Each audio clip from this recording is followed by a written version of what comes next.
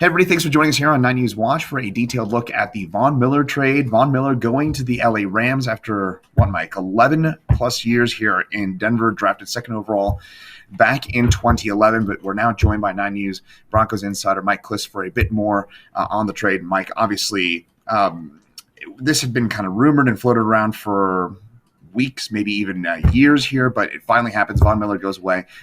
Initial takeaways and also a bit more on the return that the Broncos got for their star linebacker. Yeah, I first reported about this possibility on Broncos Tonight a week ago after the Browns game, and it started circulating as a possibility. But I was always in the context that had they lost to Washington, they would have been 3-5, and Vaughn would have been on the trading block.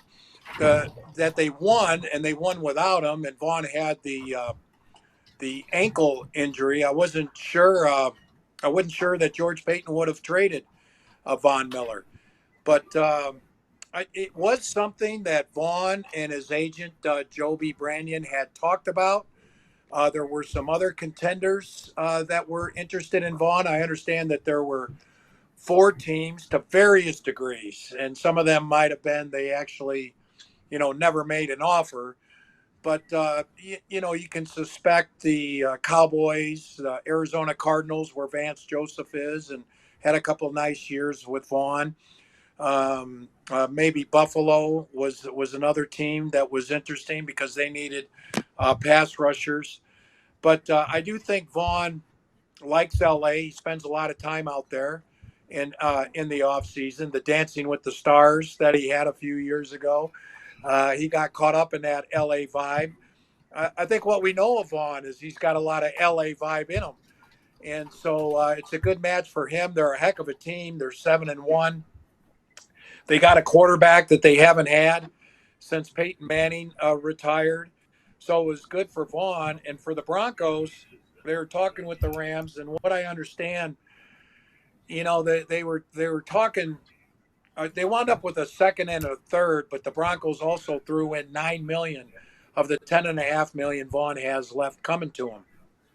And I think maybe the $9 million got him a couple more rounds higher than it would have otherwise. Without paying the $9 million, I think it's probably a third and a sixth, or a third or a fifth.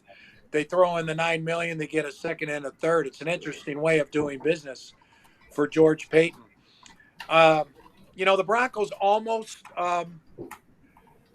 released Vaughn prior to the season. If you remember back in March, they tried to get him back on a pay cut, on a 50% pay cut from the 19 million he's making this year.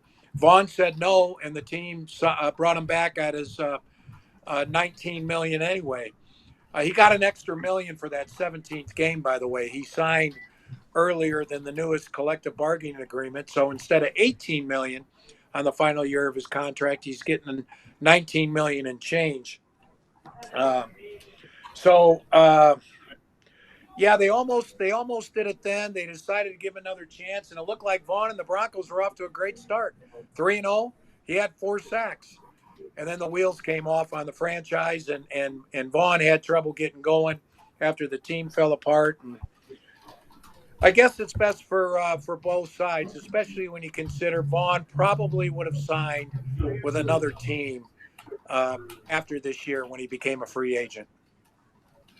Well, I guess looking back on Vaughn getting drafted a little over 10 years ago as the second overall pick, obviously Super Bowl 50 MVP, there's so many there's a laundry list here of accolades that Von Miller and the Broncos are attached to. What is the legacy? What is the takeaway? What do how do you, I guess, best summarize 10 plus years of stardom here for Von Miller in the Denver uniform?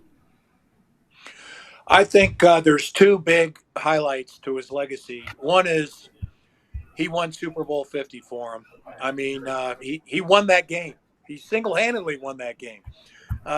With the 2 strip sacks that led to 2 touchdowns, and they win by 2 touchdowns, 24-10. That's number one.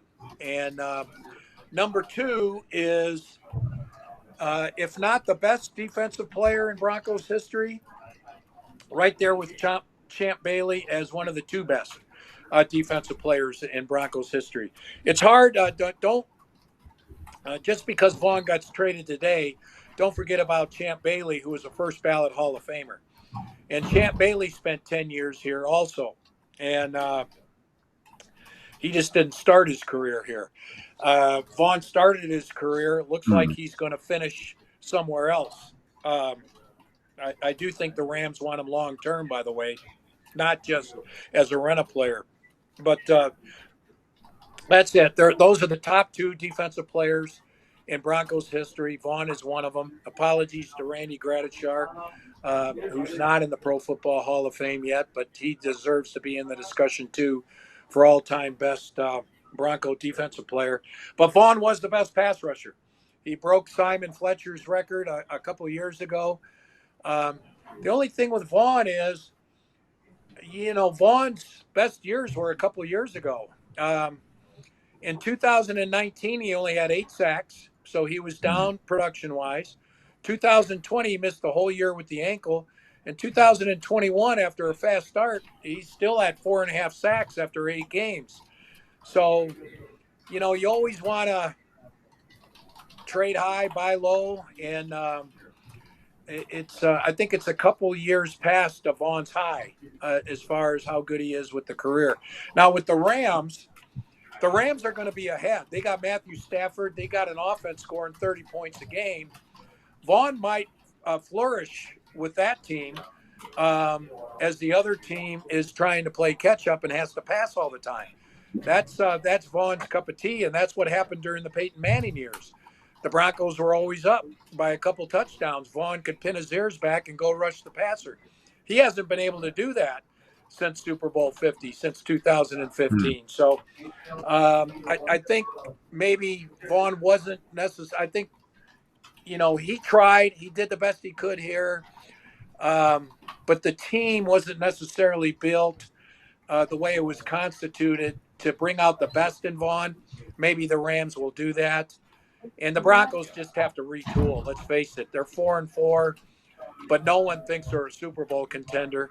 That was one of the more depressing victories I've ever seen yesterday against Washington. The way that game finished left a bad taste in a lot of people's mouths. So Vaughn moves on. I think now that he has, it's fair to say it was time. It was time to go ahead and separate, and Broncos move on and Vaughn to move on. Well, it kind of leads me to my final question here, Mike, or at least my final big question on this is you alluded to it at the beginning. You just mentioned it there. It's interesting that this trade comes after a win. The Broncos are 4-4. They're in the mix on paper. But to what you just said a second ago, I wouldn't say this is waving a white flag on the rest of the season, but this is not a trade you usually make, right? If you're a team thinking you're going to make the playoffs, right? It's an interesting move because on paper it's You're right. On paper, they're still in it. 4-4. I'm not sure if they're still. I think they're on the fringe of that 7th wild card, that 7th playoff spot. You're right. There's no way to spin this and say this is a move that helps you this year. There's just no way. But I think you looked at this team and they're so banged up in so many areas. And Washington was not a good team that they beat yesterday. And the deadline came when it did. You had to kind of make a decision on the future now. After Tuesday, you can't make this deal. You can't pick up an extra 2nd or a 3rd round pick. The Broncos now have a 1st round pick, 2 picks in the 2nd, 2 picks in the 3rd. And George Payton can parlay that if he wants into 2 first-round draft picks and maybe a 2nd rounder. So that's what the Broncos need. Somehow, some way, they got to get a quarterback, a franchise quarterback. I think Teddy's a nice stopgap for the team. But Teddy's and the Broncos, again, if they make the playoffs this year, they're not getting to the conference championship with this team. And so It is hard to kind of bail out on this season for the future, but the deadline is tomorrow, and you had to make a decision. And I agree. This is not a strong 4-4 team, in my estimation, looking at the roster. And a lot of that has to do with the injuries. I mean, if they had Josie Jewell and Alexander Johnson still, and Bradley Chubb has been out. Garrett Bowles now is going to miss a game. So I don't know. It just it seems to me like it's to get where this team needed to go. It's got to retool, and it starts now.